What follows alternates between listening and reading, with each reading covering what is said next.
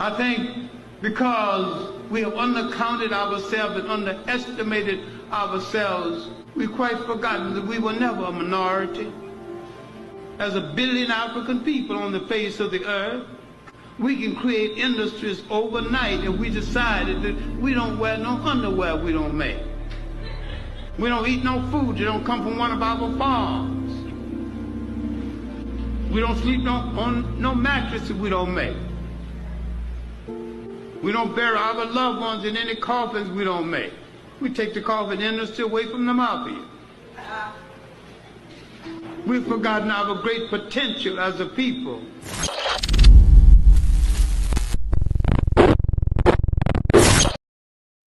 And here we go. It's your man, HRap. Once again, it's on Into the Bench Media. Welcome, welcome, welcome, welcome, welcome.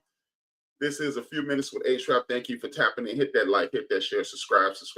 Leave a comment in the chat room. Thank you for tapping in. It is called programming, as I do every day. Thank you to my parents, Dolores and John. Without Dolores and John, there is no me. If you're not watching this live, you're coming back. I greatly appreciate that.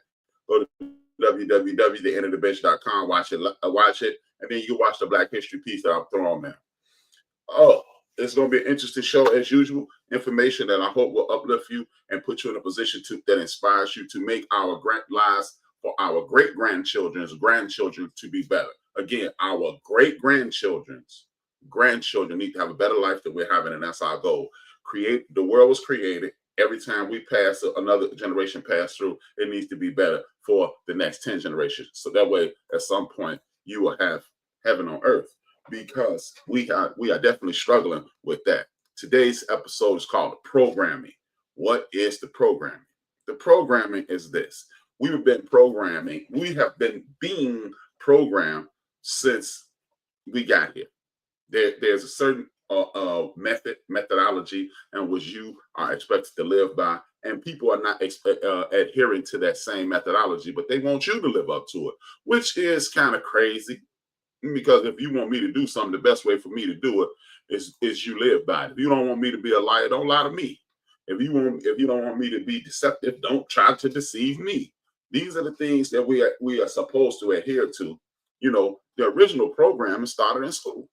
You know, if you're old enough, it started in school. I pledge allegiance to the flag of the United States of America and to the republic in which it stands, one nation under God, indivisible, with liberty and all that nonsense, right? I don't even remember. The last time I said it was probably about 1976, because that's when we stopped having to say it. Man, once we stop having to say it, but it's already immersed into you. Again, here we are, 76, almost 55 years later, almost 50 years later, and I still remember it. And you've been indoctrinated into that line of thinking. The United States is the greatest country in the world. You've been indoctrinated to that. See, because we have liberties, we have freedom. You have free will and range, and you have the life, liberty, and the pursuit of happiness. That is indoctrinating, programming you into a way of thinking. But the people who thought those things up, they didn't even live by those principles. How did they live by those principles? Because the people that wrote those things and the people that wrote the Declaration of Independence, we are declaring our independence. Somebody at 1600 Pennsylvania Avenue really didn't understand that, but we ain't gonna talk about him, because this ain't about him, it's about us. But that's what I want you to understand.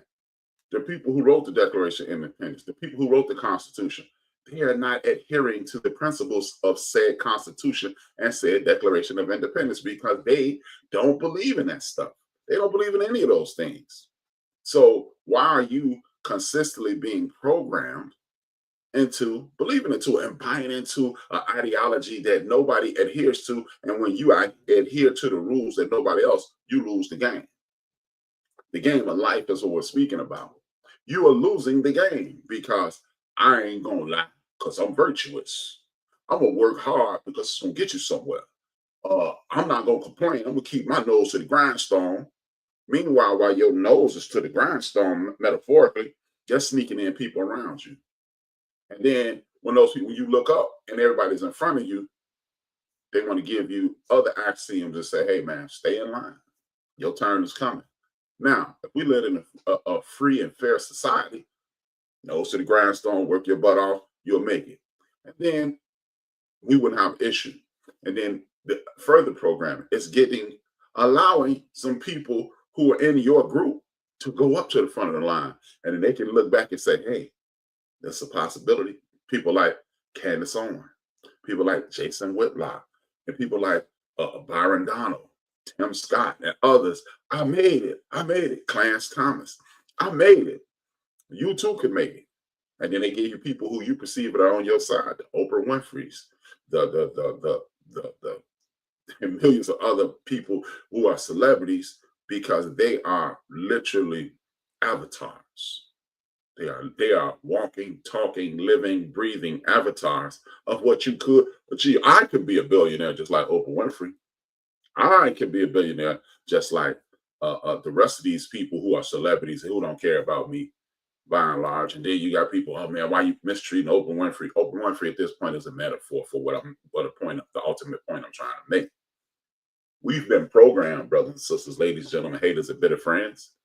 We have been programmed. You don't believe you've been programmed? I'm gonna give you some things, and then I'm gonna tell you what they mean. Like if you're old enough, Good Times, Martin, Living Singles. What are those called? Television programs, because they're giving you an ideology. They're giving you an image, and you are bleeding into it. And then you got The Wire, Power, and Snowfall.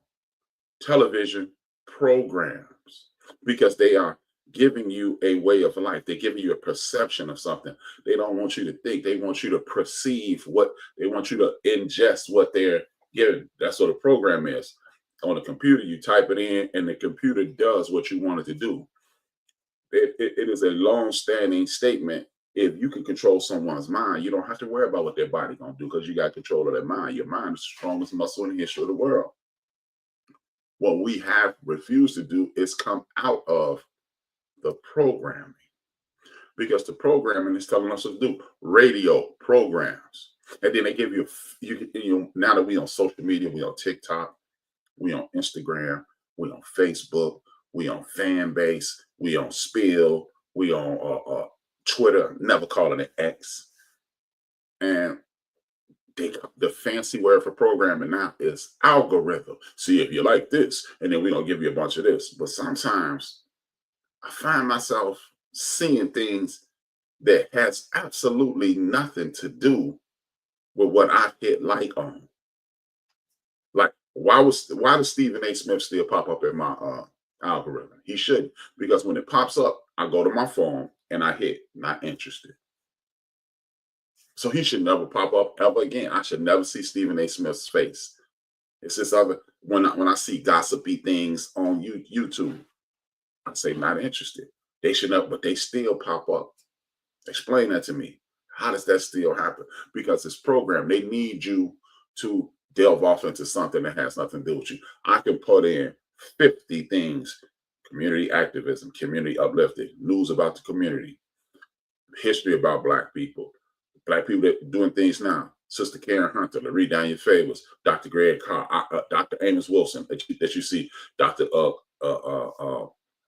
Claude Anderson, John Henry Clark at the beginning of the show. I could punch in all those entities and I will still get gangbangers in Chicago, because they don't need me uplifting myself, because that could be a mere distraction. Well, what's up with whoop, bang? I'm gonna go right to that. I hit like on one thing, I'll go right to that, and it'll stay there, and they'll give me 50 things. I'll watch it, and I have. Let's see, gangbangers on the west side of Chicago, what they talking about, and I look at it, and I get 50 gangbanging videos, but no more John Henry Clark, no more Dr. Anderson, no more that. That is programming. They're programming me. They're pushing me towards the gangbanging, because if I start looking at the John Henry Clark stuff, then I start looking at history. If I start looking at history, then I start looking at the prevalent things in history, and that will empower me. Then I talk to my children. I talk to BJ and Bria. Then I talk to BJ and Bria. They talk to their friends. They talk to their friends. They talk to, and that's an interactive conversation, breaking away from said programming. And that's what we need to do. We need to break away from said programming, because men, men are visual creatures. Yeah. So guess what? All of a sudden, I'm looking at I look at nice looking women on Instagram. I'm not gonna lie to you. I'm a man. I'm a human. I do these things. Nice looking women on Instagram. All of a sudden, they give me a combination of both things. Nice looking woman. This rapper in Chicago's mother. Very nice looking woman. But then that took me right to the gangbanging thing again. You see what I'm saying? It is they're programming me to get away from Dr. King, Malcolm X, Marcus Garvey, right to the beautiful women. And a lot of us will stay on that beautiful women, but I'm like, what is this? I did look. I ain't gonna lie to you. But I did stop and do what they said do. It is programming. You know, you put yourself in this situation to whereas the programming is making you do things that you didn't even perceive doing. You might have a specific line of thinking in front of you for that day. In that moment, I got an hour. Let me look at some Black history stuff. I'm gonna enrich myself. I'm gonna use this on the program this evening. The next thing you know, I'm on the west side gang banging. I'm on the south side gang banging. I'm watching videos about gang banging. I've blown my whole 30 minutes on 3:15, 2, 3 10-minute videos about gang banging. Then I got to go do something else. We're being programmed. We're being programmed into what is called normal. Normal. What exactly is normal? Because they tell you that normal is truth, honesty, and quote unquote the American way. But really, it's just adhering to white nationalism. It's really just adhering to white nationalism because what's normal? I continue to bring this up every day. People come over here and taking land, breaking treaties, enslaving people, lying to people, shooting people, hanging people, tarring, feathering people, raping people. Is that normal? Don't sound normal to me.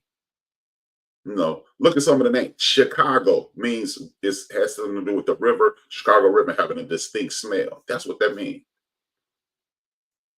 Why is it called that? Because John Dusabo Baptiste, he named it this, and when he codified the land. But we're not taught that. When you take history of Chicago, you see a white man first. You rarely hear about John Baptiste, Dusabo Baptiste, because it's not normal to look at a non-white person as the beginning of something, because we've been programmed. There's an issue going on in Ohio with a young man who was killed by another police officer. Me and one of my closest friends, brother, we were having a conversation. And he was using logic. And I'm speaking from an emotional place. That's probably the best way to have a conversation because he's right here, you're right here, you're meeting each other, and then you come to a common idea that's beneficial to both parties. He'll force me to look at it this way, and I'll look at it, and I push him towards my way, and then we come together and we come to a common ground. That's how you do it, because neither one of us is programming the other. We're just having discourse, points touching, and then presenting the ultimate dish, which is reason, logic, history, and then you come together and then you inculcate those facts and then you come up with the result. See, that's how you defeat the programming. But if you don't have these conversations, how you defeat the programming? Because then you start thinking, no, man, but see, one of the points he was making was it does look shady. And then the point I was making was, okay, you're right. Let's just look at it from this perspective. And this is what we came up with. You got a group of people who have been accosted by the patty rollers, the police, enslavement catchers, and a bigoted system for 161 years. When you attempt to trust them, you get kicked in the face. When you be radical, you get murdered. Or if you just live in a normal life, you get murdered. The normal way of thinking, and I'm using that air quotes in normal, the normal way of thinking is, hey man, the police want to get home too. See, he shouldn't have had a gun. See, man, you can't ask somebody to put their life in jeopardy. That's what their normal is. Because see, that qualifies them for the ability to assassinate someone or defend themselves at all costs using deadly force. But the rules say upon retreat, your life is no longer in danger. And if your life is no longer in danger, upon retreat, you can't use deadly force. So if I have a gun running down the street away from you, you're no longer in danger. I get away, potentially, but I'm no longer in danger. How is that possible? Because if someone breaks in your house right now and you pull out a gun and let them see the gun and they turn and run and you shoot them in the back, you go to jail. If you shoot somebody in the back after breaking in your house and pulling out a gun themselves, but their gun is, let's just say hypothetically, their gun is empty. They just use it as a scare tactic, but you have a gun that's loaded. And when they see your gun, they cut and run and you shoot them in the back, you go to jail because you're no longer in imminent danger when they turn their backs on you. But the police want you to believe my life was in danger. I have yet to see somebody running away from somebody and present danger. And let's just say, again, normal, right? Let's just say we don't go along with their normal. He had a gun, I was in danger. Hey, man, the normal course of action is to defend yourself. Okay, let's just say this young man was being hyper violent and posed a true threat, just for the sake of this argument. And he was terminated, unalived, if you will. Let's just say that. Or it was one of those borderline cases. They want you to take the side of the officer because it is normal for the officer to deal with these things. It is normal for the officer to protect himself. It's normal, right? Normal. This is what we usually do.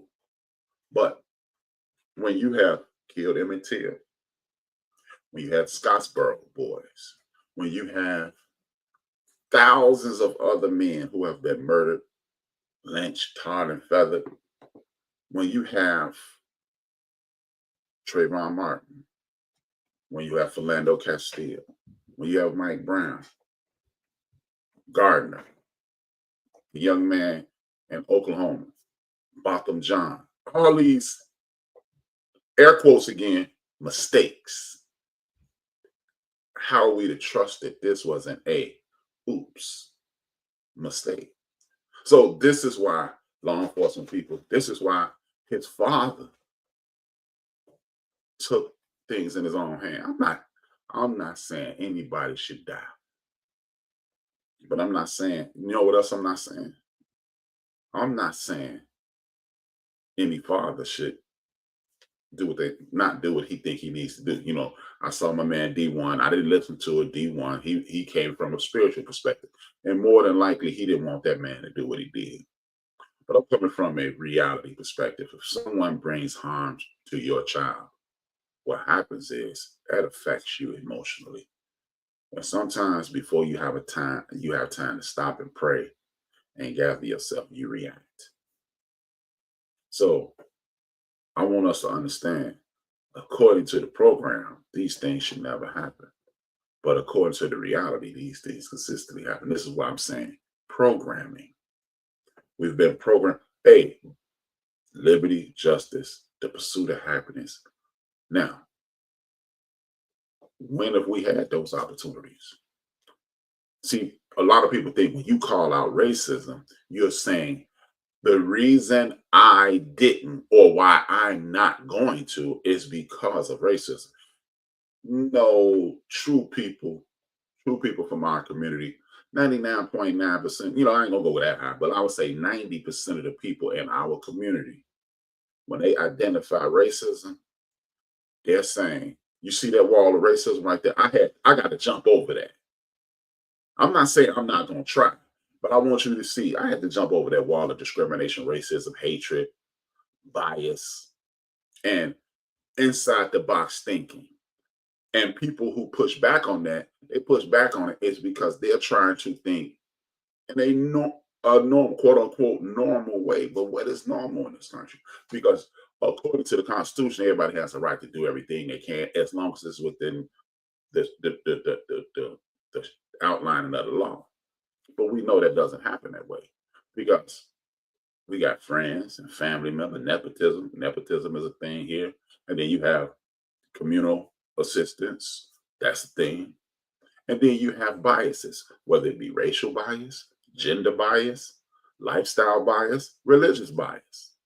See, if we gonna call things normal, the normal course of events in this country is some form of discrimination.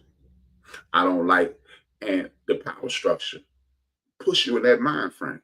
I don't like the ... fill in the blanks. I don't like those people because they take something away from me. Some of the things, discriminatory practices, have nothing to do with taking anything away. It's because they've been programmed not to like you. They've been programmed not to like you. And then we call it normalcy. We call it, man, see, that's the way it goes. The results of programming. Because I'm going to discriminate against you because I don't like, see, what they do is start at the smallest group. I don't like ... fill in the blanks. Smallest group, the LGBTQIE. And then they throw the deity in. Whatever deity you subscribe to, they throw their deity in. They throw their deity in, and that's how they get you to discriminate. Because who gonna push back on God? See, God said, see, this ain't Brian. This ain't HRap. God said they wrong. You're right. According to the books that we subscribe to, God said LGBTQIE is wrong. That same book, though, say mind your own damn business and let me highlight. See, but you skipped over that chapter because you're trying to, you skipped over that part because you're trying to be right, not righteous. Discrimination, though, that's the first stage of discrimination because we're gonna galvanize people to hate this group, right? Programming, the results of programming. Then we eliminate that group. That group was gone, and then you got the migrants. They're taking away jobs. A lot of the migrants do jobs that y'all, as Americans, don't want to do. I don't want to work in no stalls. I don't want to pick no fruit. I don't want to take care of your little bad kids. I don't even want to do manual labor. And a lot of our migrant people who come here, they do a lot of that work. Oh man, they stand around getting free stuff. Won't you apply for some of the free stuff? Are you denied the free stuff? Don't you drive around in Mercedes? So what the hell you worry about free stuff? How's that affecting you? Everybody getting this free stuff, food stamps, free healthcare, Social Security, Medicaid, Medicare, whatever you getting free. You still drive around in your Mercedes. You still have your apartment. You still eating what you want to eat. You still wear what you want to wear. So why are you worried about the free stuff? Because I had to work hard. Well, it sucks to be you. I got something free. Or maybe, just maybe, this free will help elevate me, which it does in most cases. Do you have people scamming the system? Of course you do. But in most cases, that free is helping people get through. Medicaid and Medicare is helping people getting seniors, get Medicare and medical care that they need. Medicaid is paying for nursing homes and things like that. The SNAP program, what we used to call food stamps back in the day, there's some people that can't afford to feed themselves. And bam. See, I'm going to tell you this. I used to be the #1 collection supervisor in the United States of America for Capital One. True story. I got a $10,000 bonus check one month from the client. Took me to a White Sox game, took me to Gibson Steakhouse, even gave me some illegal Cuban cigars. I ain't smoked cigars, I gave them away.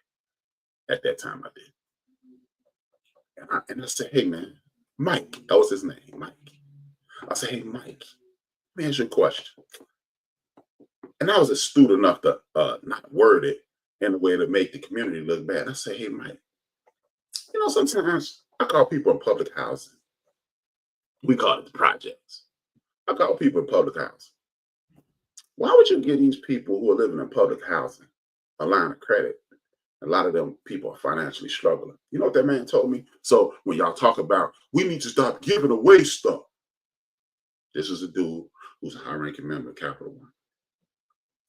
True story. He said,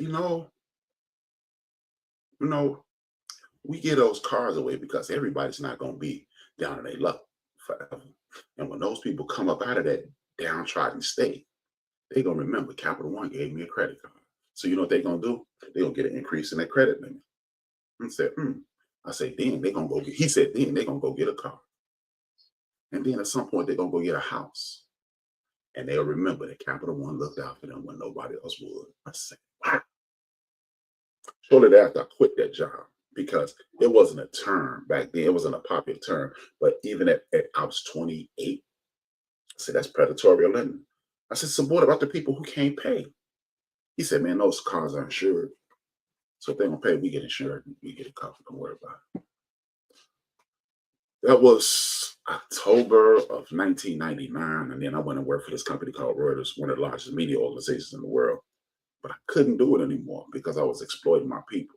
Now I was making a lot of money. One of my commission checks, I went and bought a Trans Am.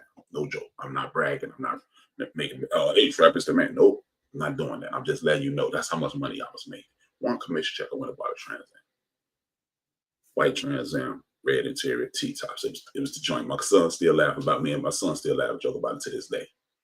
But I couldn't exploit my people to make money. See, that's part of the program. Some people will say, man, you better get that bag.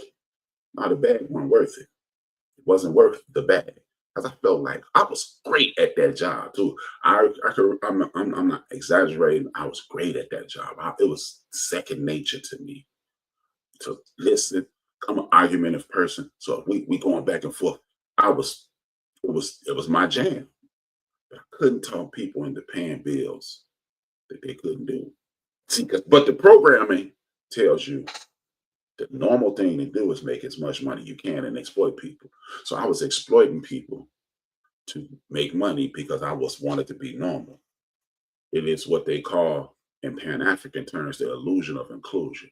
Because see, I was moving up the ladder and I could continue to move up. And I would have moved up and I got to a certain point. Then, hey man, see, and then you start justifying exploiting people. One of the things that they also did was call you and say, hey man, you're approved for a credit card. They'll send you the credit card. And the credit card had a $25 fee on it. You set the credit card on the side just in case. But meanwhile, it's accruing in interest because you never paid the $25 application fee that they never told you about. Exploitation of a different class. But that's normal. Hey, you can't get mad because you didn't read it. That's business. In other words, that's business is another way of saying that's normal. So that's how you continue to exploit people, and you fall right into the programming. You fall right into the programming. And then that's how you start hating the back to the point. You start hating the migrants next. And guess what? You got the Latinos. You got the LGBTQIE. They got the Latino migrants and the Haitian migrants because they're here taking things from you. Because those are opportunities that you want, even though you've never even said work here. You've never thought about those jobs, but they're taking opportunities from you because you are included in the situation. But that's not really true because you've been programmed to discriminate, hate, and move people out your way. Then, God said financial gain, opportunities, because it's normal to want better and want more. Never, what's really normal? What's really normal? Look at nature. You ever seen a fat lion? They eat live things to survive. They run things down to eat them. But you've never seen a fat lion. You've never seen a fat tiger. You've never seen a fat anything that goes and gets its food because those animals, they eat to live. They don't live to eat. How does that tie into this? Because that means access. You don't need 15 pair of shoes. You probably need a black, a brown, a couple pair of sneakers, some casual shoes, and even some sandals or flip-flops. So that's all you really need. That's all you really need. But most of us that are working every day got 8, 10, 12 pair of shoes. Just like a double cheeseburger don't really fill you up more than a cheeseburger. It really does. Because if you eat a double cheeseburger and a salad, a cheeseburger and some salad and some fruit and drink some water, you're full. I ate once today. I ate at, what is it, 8:30? I ate at 10 this morning. I'm not even close to being hungry. And I'm a big dude because it is normal to eat breakfast, lunch, and dinner. See, normal ain't right. Nature is not normal. God give you what you need, not what you want. 2 cars. Why do athletes, 2 or 3 cars? Oprah, Michael Jordan, 5 homes. You can only live in one at a time. You can only drive one at a time. Why do you need 5 rings, 4 bracelets, gold chain? Because that's what's normal for rich people. But then you look at the other rich people, the super rich people, they don't have any on that. And I'm not saying it's wrong. I'm just saying what's normal isn't always what's right. Nature is normal. You don't see fat birds unless they're chickens and they're being fattened up for the kill. A cow is a big animal naturally, but you traditionally don't see a fat cow. You don't see fat horses. Things that live in nature are not obese. They just living. But they teach us it's normal to not only want what HRap want, I want what Big Illinois want. And I don't want just what Big Illinois want. I want what Anu want. Yeah. I want what Boyd got. I want what Dre had. And now I got everything and they have nothing. That's normal. But that's the programming that you've been experiencing. And that's what you have to get out of. These are the results of the program because now you're disregarding other human beings. You disregard women because I've had a bad experience with women. And what they do, they program you. Like me and my man was talking about this day. The dating pool is full of pee. You in the pool though. Are you pee? You're in the pool. If the dating pool is toxic and you're in the dating pool, are you the only one pure piece? Or are you part of the toxicity of toxic entity, part of the toxic entity? Or are you like the thing that you drop in the toilet to make the water blue? Are you the piece? See, because just like in our community, they have programmed us to think we are wrong. I literally heard an elder of mine say, why is it every time I hear something wrong, I think it's black? Because you've been programmed. An intelligent elder, not some clown elder, but she caught herself. She had to catch herself because she was programmed. Because every time you turn on TV, you see somebody from our community doing something wrong. You walk outside, you see 2 or 3 people doing wrong, just like on the TV, television, program. And then you start thinking bad about yourself. So guess what? So you meet this new lady, she says one thing, and you immediately fall victim to the programming that black women are sassy and they all in your face because you've been told that. How many podcasts, how many clips, how many interactions on social media you see where black women are acting a fool? And now you got a bunch of black men. See, that's what's wrong with these chicks. No, that's what's wrong. Maybe if you go to a barrel and there's a bunch of apples and you keep picking the rotten apple, is it the apples? Or do you not know how to look at a fruit? Oh man, it's a good piece of fruit. Oh, here's a good one. Here's a good one. But they lead you to believe that our sisters are ... Then the brother, see, these men don't want nothing. And see, I just got to get on my thing and if you what you bring to the table. And okay. But maybe they just don't. Maybe, just maybe it's you. Because there's a lot of men out here who are successful or wildly successful. There's a lot of men out here who are entertaining, engaging, but maybe your energy is scaring them off. Maybe you've been programmed out of understanding what a good person is. See, because you are listening to someone else to set your standards. Men and women in my community. I ain't attacking no individual group. I'm attacking the programming. So now we don't deal with each other on a social level. We don't deal with each other on a spiritual level. We don't deal with each other in a communal level. Divide and conquer. Because socially, you need to get along. That means your community is getting along. The spiritual thing is an individual position. And who you lay with is an individual position. That just leaves you. Can you fight like this? Can you beat somebody up like this? Can you fight off anything like this? No, you can't fight off anybody with a thumb. But if you make it a fist, you unite. And guess what? This finger is shorter than this finger. This finger is shorter than that finger. This finger is probably the same size as this finger. And this is the thumb. It's not even called a finger. So they should never be together. No. It's a hand. And that's a fist. And that's how you defend. That's how you either grab something as a hammer. I got something right here that look like a hammer. But anyway, that's a hammer, to grow a hammer, to arm yourself, to build something, to work on something. But if it's like this or like this, it's nothing. So I'm gonna hit you with the Black History thing. You know, it's Black History time. And then I'm gonna say what I believe is the answer to getting rid of this foolishness and this tomfoolery that we deal with on a regular basis. You know, because we don't have to deal with this foolishness at all. We don't. The history portion to be here, and you know, I'm gonna dip in, and then we gonna move forward.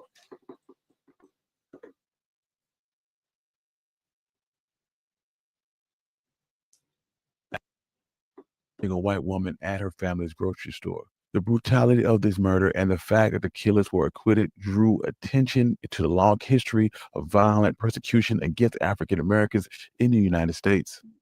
And if this is the type of content that you enjoy, please check out OneMikeHistory.com. You can also support this channel at my Patreon page and my Buy Me Coffee in the description below. Also, subscribe to the channel and give us 5 stars on Apple Podcasts. But without further ado, let's get started. Mamie Till was born Mamie Carthen in 1921 in a small town in Webb, Mississippi. The only child of John and Alma Carthen, her father wanted to leave the South during the Great Migration when she was only 2 years old. Now, the Great Migration is a period of time in which our people were leaving the South to help the industrialized northern portion of the country. Now, the industrial northern portion of the country was perceived to be a greater opportunity for us. So this is why we were moving. I'll let it go. Her family moved to the outskirts of Chicago and settled in a predominantly Black area of Argo, Illinois, where everyone knew each other. Every year, Mamie would return to Mississippi to visit her relatives, and she would spend her summers with her aunt, and the rest of the year, her house was full of newly arrived family members from the South seeking a better life. When Mamie was only 13 years old, her parents divorced. It was devastating for her, and she turned to her studies. An extremely bright child and a good student, Mamie's mother had high hopes for her only child, and Mamie will recall, "In my day, girls only had one ambition, and that was to get married. Very few kids graduated from high school, but her parents encouraged her to finish her school, and Mamie was the first Black student to make the A honor roll, and she was only the 4th Black student to graduate from the predominantly white Argo Community High School. After graduating high school, she met a fellow from Madrid, Missouri named Louis Till. He worked in the Argo Corn Company and was an amateur boxer and extremely popular. Her parents disapproved, thinking that the charismatic Till was too sophisticated for her daughter. At her mother's insistence, she broke off the courtship, but now, see, this is what I'm saying. He was out of the norm. He was going to take her off track. We must start accepting people for who they are. This is our community. I understand the protection of your child because I have a daughter myself. But what we have to do is trust each other, do right by each other, and then we won't fall into the tricks of the communities. The heart wants what the heart wants, and soon they were married in October 14th, 1940. They were both only 18 years old. 9 months later, they had their only child, Emmett Lewis Till, who they nicknamed Bobo. When Emmett was only a few months old, Mamie filed a court order against Lewis Till as an abusive husband. The judge gave Lewis two choices, either jail or join the army, and Lewis chose to join the army. In July of 1945, Lewis Till died, and the army sent Mamie his only personal items, which was a ring with his initials.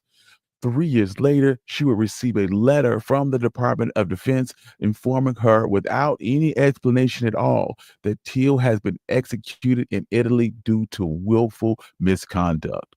From that point on, she never spoke of him again, but she saved the ring.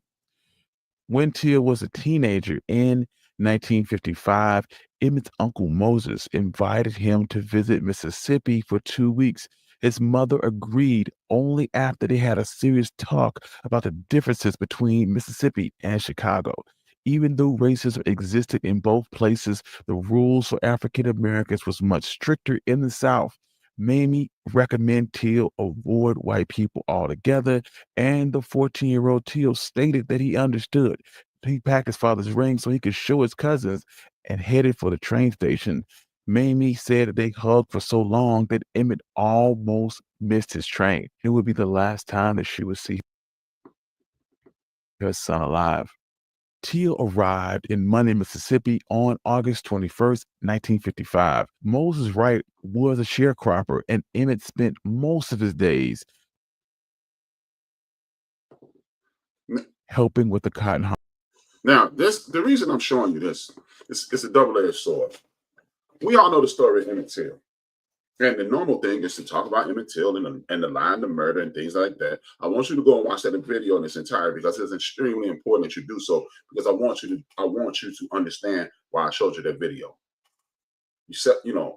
A lot of people go, "Hey man, the South is dangerous, and we gotta watch out, and they're gonna hurt our children, and blah blah blah." See, that's what I'm talking about. Nah, that's not what I'm talking about. That's not what I'm talking about at all.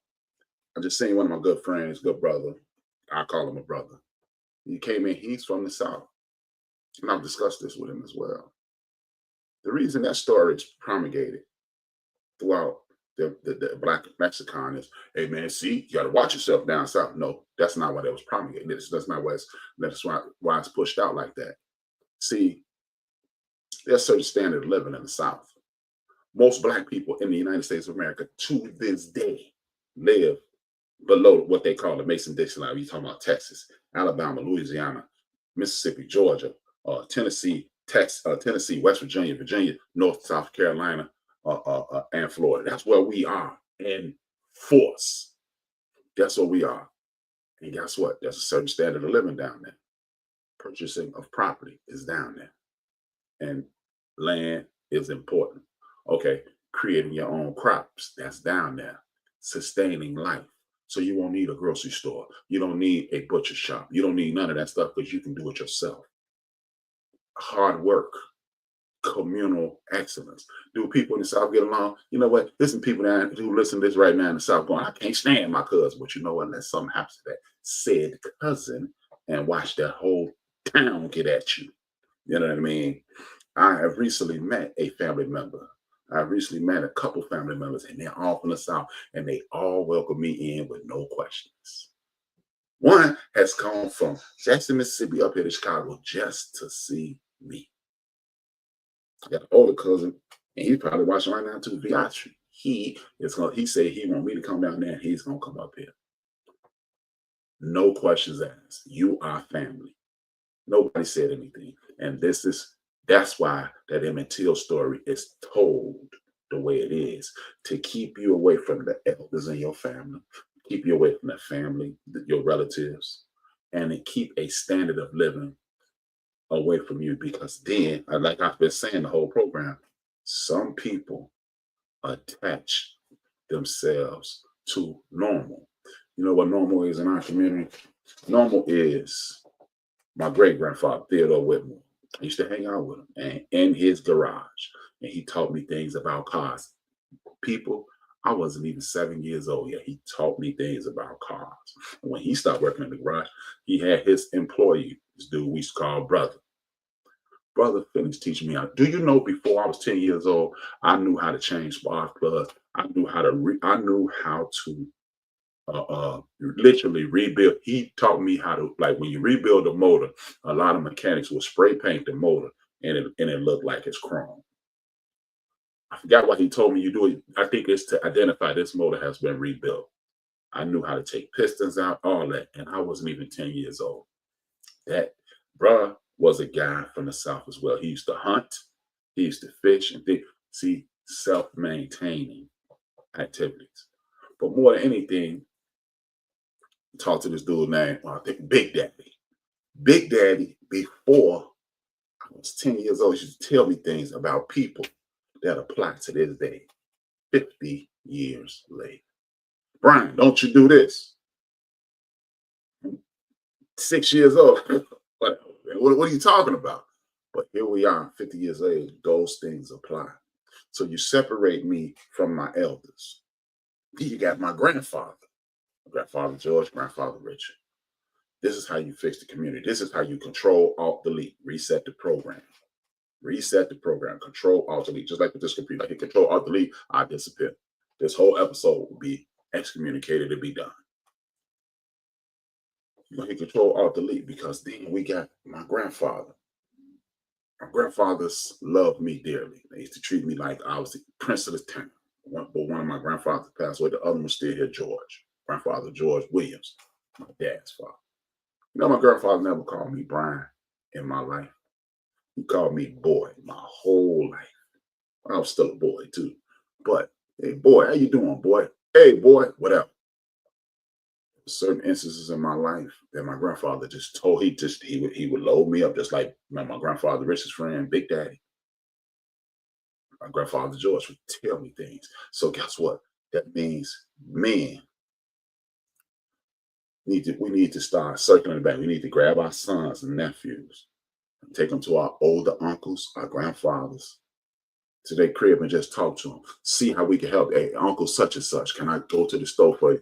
Your son is going to be thinking, come on, man, I want to do what I want to do. But now you're going to be taught to do right by your elders. And then your uncle such and such is going to talk to your boy. Because sometimes when you have a child, it seems like you browbeating them because you're telling me this every day. You're telling me every day. You're telling me every day. And that older dude has more savvy than you, and he smoothed it out. That's what's missing in the community for me. I'm a man. I know. I've experienced it. So you got the older man, because see, you got a key person at the beginning of their life who just left God. You got somebody at the end of their life on their way back to God. Look at the connection. He can connect to that young person quicker than you because he's been where he is, and what he's going where he was. Work with me. Now that's a connection. You in the middle. You learning how to deal with it. I learned it from my mother. My mother was a wonderful person in regards to this. My mother, I yelled at my son once. My mother said, remember you told me you could communicate with me sometimes and you were scared? I was like, yeah. She said, that's how he feel right now. Wow, enlightening. Now communicating with my son, talking to him, not at him. But that older man in your family, he'll just talk straight to him. You don't agree? My cousin Mike, my cousin Vince were like brothers. God rest Vince's soul. Little Vince Jr. could talk to me. He didn't think his dad understand him. BJ used to talk to Uncle Vince because he didn't think I understood him. And both of them would talk to Mike. Mike Jr. calls me to this time. He watching right now. Mike Jr. he calls me to this day. And we just chop it up. It's the circle of life. It is how the family stays connected. So now you got men who are talking to young boys and older men teaching them how to behave. Because I'm gonna be honest with you, man. The way some of these dudes are behaving online and gossiping and all this, some of y'all need a pap smear and a NuvaRing. You know what that is? You know what I'm talking about. I can't say what I'm saying, but you know what I'm saying. So we need to create those steps in life, because he's going to teach you and him, like my uncles. I know how to change the dimmer on the wall because of my uncles and my grandfather. I know how to fix cars because of my uncle, my grandfather. I know how to install things because of my uncles and my grandfather and men around me.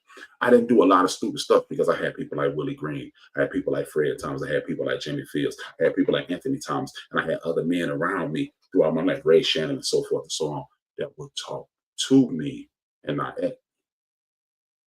But that's gone because it ain't normal to do that because we listen to these rap songs and we listen to the TV. No new friends. Can't trust nobody. People get you first. See, that's the problem. Your family get you first. No, you won't have disagreements with your family, but don't be foolish. That's why I say some of these men out here need a pap smear and a Nuvaring. We need to create that stair-step effect. Grandfathers talk to fathers. Great-grandfathers, Theodore Whitman, talked to grandfathers. Richard Pollock talked to Brian because my father had died.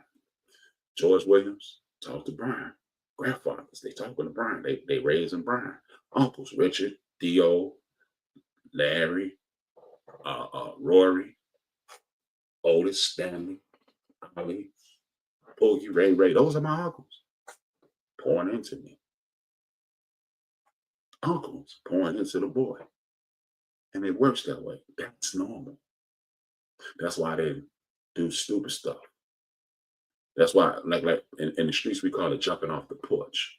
That means turning to crime, turning to drugs. That's why I ain't jump off the porch.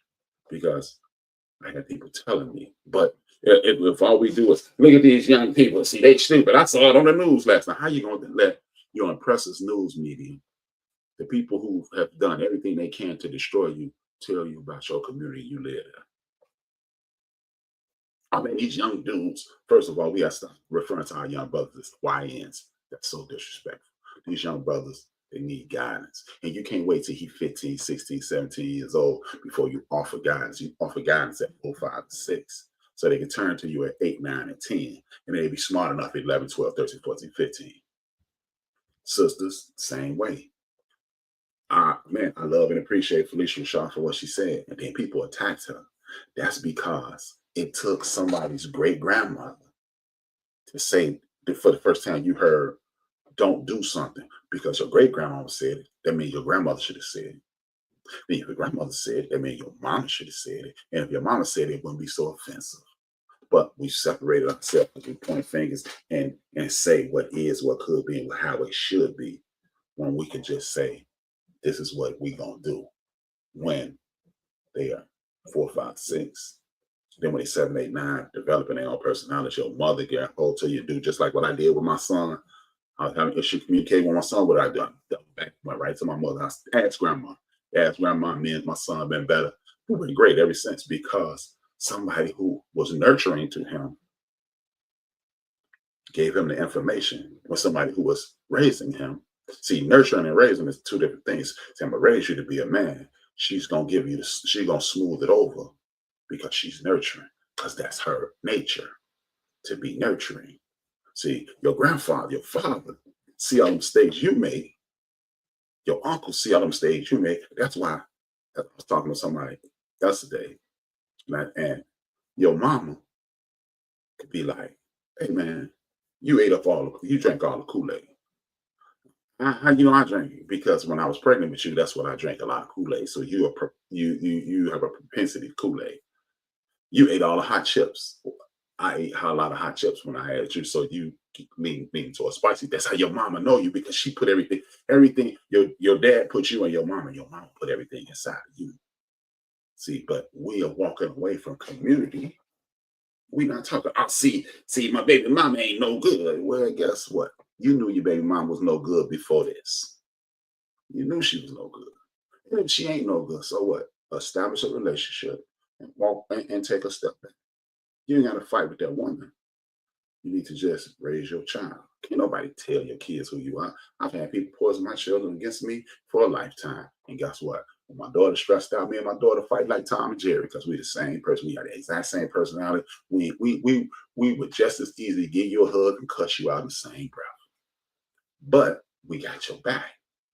So if you're talking to your children, when somebody try to pour poison on it, it runs down like water off a duck's back. But if You ain't got to argue with nobody. Talk to your children. You just be there when you can, and make appearances where you can, and make growth filled statements when you can. So in the event that there is a bridge that has been severed, that person will walk back towards or swim to you, because they told me you were no good. You pissing me off right now. You tripping. I don't know why you acting a fool like this, but you did say this. See, that's how we stay a community. We don't have to like each other, but we must love each other. You can. We all got siblings, cousins that we don't like, but we do love them. Stay out my face, because I don't mess with you like that. But if somebody run up on you, we gonna knuckle up. We gonna ride. We must get back to that. Oh, my cousin is a Muslim. My cousin is a Jehovah's Witness. My cousin is a Buddhist. My cousin is an atheist. But it's one common word in that: cousin, brother, sister, aunt, uncle, family. It don't make a difference what you do, but we family. Stop calling, what's up, brother, in the street, but you will let him get screwed over. No. Perfect example. Yesterday, Walgreens wanted to buy me some water. This man walking up. He was standing there with his daughter. You can see they had a happy smile on their face. They was buying some dog food. I said, hey, man, when I had my dog, the veterinarian told me don't buy that brand, because put cancer cells in your dog. Your dog might die from cancer. They were so happy that I told them they went and got a better dog food, because I remember how much I love my dog. I don't want you to fall in love with your dog and your dog die. So I was kind of sad for 2-3 days when my dog died. See, didn't cost me nothing, didn't hurt nothing, and they welcomed her, because that's what we are. We're communal people. I need us to get back to that. That's how you hit the control alt delete on the programming, by just talking to each other, uplifting each other, not seeing the worst in each other. I posted something on YouTube, and the dude who was talking had a smoke detector beeping in the back. It has literally been 400 people commenting. I get it's been at least 50 people saying, what about this smoke detector? This dude said something profound, and you focused on something that was wrong. You missed the whole message. Bruce Lee, I'm joking, but Bruce Lee said, if you focus on the finger, you'll miss all the glory of the sky. These people focused on the finger. We can no longer focus on the finger. We must look at the glorious portions of our community. Black women are the champions of the world. They are the world champions of caring, developing, loving, and nurturing. They do it. They do it better than anybody I've ever seen. I've never seen anybody, but I'm just going to go with my team. Black men are ferocious warriors, fighters, and extreme thinkers. We do it better than anybody. So you put that loving, caring, developing person with that ferocity, that intellect, and that family spirit, and you come together, you make a family. Whether you like each other or not, you still a family. It's a joke. One time I went to a party with my father, and I left with my mother. That means, procreation. Remember that procreation. You don't have to like that person, but what you're going to do is engage with your child. Children like instructions, whether they say it or not. You might not like it in the moment, but every day. My mother passed away almost 15 years ago. In September will be 15 years. Every day since that 15 years ago, September, I've heard my mother. Never met my father. He died 4 months before I was born, but I hear my grandfathers, and they've been gone for almost 50 years. I hear my grandmothers, aunts, uncles who are no longer here. I hear my ancestors. So if y'all want to delete the programming, reconnect with your family. Ain't nobody asked you to hang out with your cousin that you don't like. But I'm being hypocrite right now, because one of my cousins just called me last week, and I said I ain't calling her back, but I'm being hypocrite. And I got to fix that myself. But connect with your family and expand the base. And when you start loving on yourself, you love on your children, you love on your family. Nobody told you to like them. Love them, meaning protect, respect, and cultivate. Then, and only then, will we be able to be the nation that God created us to be. I want you to understand what I'm saying. It's just an opinion. It's an opinion-based show with no facts Just opinion based. You know, usually I give you a little facts and my opinion, but this is all opinion based. This is the way I see the world. This is the way I think the world needs to be. With that being said, I want you, as usual, I want you to listen to Dr. Amos Wilson at the end of this because it's important that you do such. And I want you to do this. Hit that thumbs up and subscribe. Comment after the show is over, before the show is over, during the show if you like. I really appreciate everything you guys do. It is awesome that you do this with me. Oh, shout out to the 13 new subscribers since yesterday. Greatly appreciate it. Really appreciate you. With that being said, 2 fingers, 1 word. This is your man HRap, and I am.